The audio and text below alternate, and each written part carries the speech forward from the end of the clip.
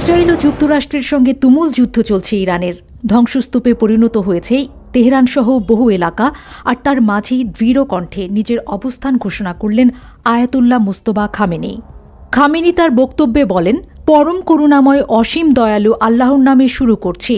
হে হৃদয় ও দৃষ্টির পরিবর্তনকারী, হে দিন রাতের পরিচালক, হে পরিস্থিতি ও অবস্থা পরিবর্তনকারী, আমাদের অবস্থাকে সর্বোত্তম অবস্থায় রূপান্তরিত করুন।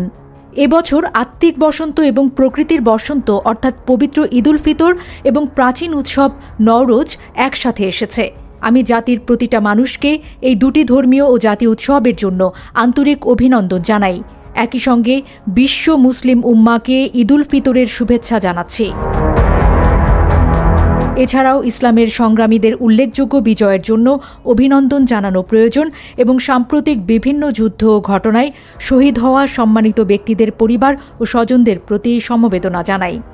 এখন আসন্ন 1405 সালের প্রেক্ষাপটে কিছু বিষয় তুলে ধরছি। প্রথমে গত বছরের গুরুত্বপূর্ণ কিছু ঘটনার সংক্ষিপ্ত পর্যালোচনা দিচ্ছি। গত বছরে আমাদের প্রিয় জনগণ 3টি সামরিক ও নিরাপত্তাজনিত যুদ্ধের মুখোমুখি হয়েছে।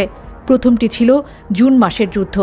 সে সময় শত্রুপক্ষ যুক্তরাষ্ট্রের সহায়তায় আলোচনার মাঝেই আমাদের দেশের শ্রেষ্ঠ কমান্ডার ও বিজ্ঞানীদের হত্যা করে এবং পরবর্তীতে প্রায় 1000 নিরীহ নাগরিককে শহীদ করে। তারা ভেবেছিল কয়েক দিনের মধ্যেই জনগণ রাষ্ট্র ব্যবস্থাকে উৎখাত করবে, কিন্তু জনগণের সচেতনতা, যোদ্ধাদের সাহসিকতা এবং আত্মত্যাগের কারণে শত্রু দ্রুত হতাশ হয়ে পড়ে এবং শেষ পর্যন্ত যুদ্ধবিরতিতে বাধ্য হয়। দ্বিতীয়টি ছিল জানুয়ারির অভ্যুত্থান। শত্রুরা অর্থনৈতিক চাপের সুযোগ নিয়ে ভাড়াটের শক্তি ব্যবহার করে ব্যাপক ক্ষতি সাধন করে এবং আগের যুদ্ধের তুলনায় আরও বেশি মানুষকে শহীদ করে। তৃতীয় যুদ্ধটি এখনও চলমান। এই যুদ্ধের শুরুতেই আমরা আমাদের মহান নেতা এবং আরও অনেক বীর শহীদদের বিদায় জানিয়েছি। এরপর ধীরে ধীরে আমরা আরও অনেক শহীদকে হারিয়েছি, যোদ্ধা, কমান্ডার, ছাত্র, সীমান্তরক্ষী এবং সাধারণ জনগণ সহ। শত্রুরা ভেবেছিল নেতৃত্বকে হত্যা করলে জনগণ ভীত হয়ে পড়বে, কিন্তু আপনারা রোজা পালন এবং সংগ্রামকে একসাথে মিলিয়ে পুরো দেশ জুড়ে প্রতিরোধ গড়ে তুলেছেন এবং শত্রুকে বিভ্রান্ত করে দিয়েছেন। আপনারা ইতিমধ্যেই জানুয়ারির ষড়যন্ত্র দমন করেছেন এবং ফেব্রুয়ারিতে আবারও নিজেদের অবস্থান স্পষ্ট করেছেন।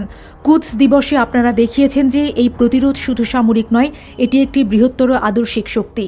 এই মহান ঐক্যের জন্য আমি আপনাদের সবাইকে ধন্যবাদ জানাই। জনগণ ও সরকারের মধ্যে এই সংহতি শত্রুকে দুর্বল করেছে। এটি আল্লাহর বিশেষ নেয়ামত, যার জন্য আমাদের কৃতজ্ঞ হওয়া উচিত। এখন আমরা নতুন বছরের দ্বারপ্রান্তে দাঁড়িয়ে রয়েছি।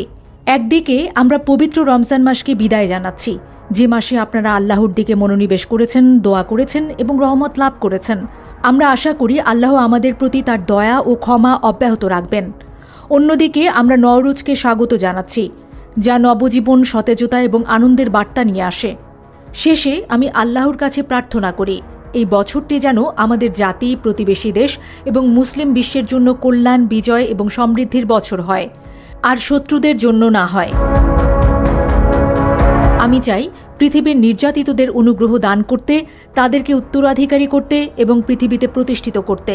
তার রাসূল সত্য বলেছেন এবং আমরা এর সাক্ষী। আপনাদের উপর আল্লাহর শান্তি, রহমত ও বরকত বর্ষিত হোক।